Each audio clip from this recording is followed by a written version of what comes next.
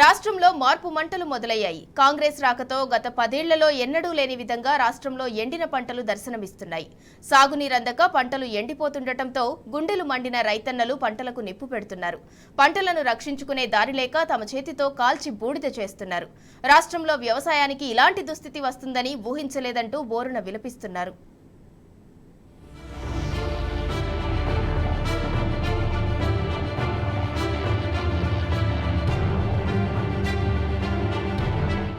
కాంగ్రెస్ కరువు రక్కసి కవల పిల్లలు అనే నానుడి మరోసారి నిజమైంది. 10 ఏళ్ల బీఆర్ఎస్ పాలనలో కరువు కంటి చూపునకు కనిపించినంత దూరం పారిపోగా కాంగ్రెస్ అధికారంలోకి రావడంతోనే అది రాష్ట్రాన్ని పర్మనెంట్ అడ్రస్ గా మార్చుకున్నట్లుగా కనిపిస్తోంది. రాష్ట్రంలోని పలు ప్రాంతాల్లో ఎండుతున్న పంటలను చూస్తే అదే నిజమని అనిపిస్తోంది. దీనికి ప్రత్యక్ష నిదర్శనం రాజన్న సిరిసిల్ల జిల్లా. ఈ జిల్లాలోని అనేక ప్రాంతాల్లో ఎండిన పంటలే దర్శనమిస్తున్నాయి. జిల్లా వ్యాప్తంగా 13 మండలాల్లో కరువు ఛాయలు కనిపిస్తున్నాయి. కేసీఆర్ పాలనలో కాళేశ్వరం జలాలను రాజరాజేశ్వర రిజర్వాయర్ ద్వారా అన్నపూర్ణ రిజర్వాయర్ కు ఎత్తిపోసేది.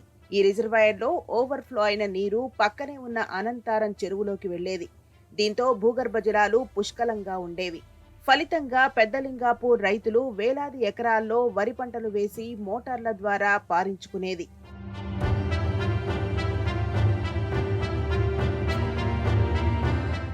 కానీ ప్రస్తుతం కాళేశ్వరం ద్వారా నీళ్లు ఎత్తిపోయకపోగా మధ్య మానేరు నుంచి అన్నపూర్ణ రిజర్వాయర్కు నీళ్లు ఇవ్వడం లేదు.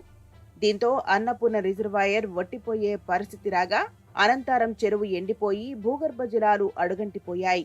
పెద్దలింగాపూర్ గ్రామంలోని చేతికొచ్చే దశలో వేలాది ఎకరాల్లో పంటలు ఎండిపోయాయి. ఎండిన పంటలను చూడలేక కొందరు రైతులు వరి పొలానికి నిప్పు పెట్టారు. నెల రోజులుగా నీళ్లివ్వాలని రోడ్డెక్కుతున్నా అధికారులు పాలకులు పట్టించుకోవడం లేదని రైతులు మండిపడుతున్నారు.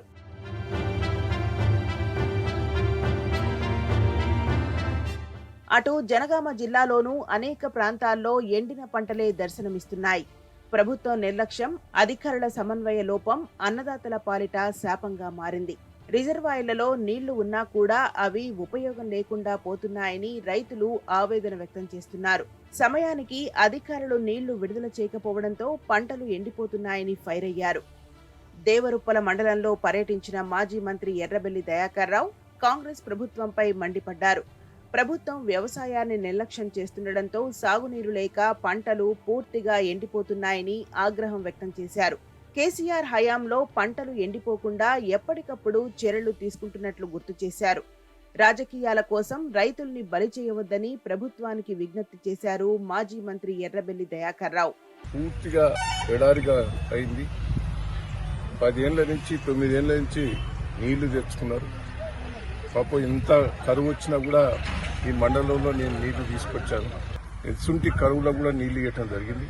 ఇలా మొత్తం కూడా మరి ఈ ప్రభుత్వం అశ్రద్ధ అనుకోండి, కోఆర్డినేషన్ లేక నీళ్లు వదిలిపెట్టలేకపోయారు.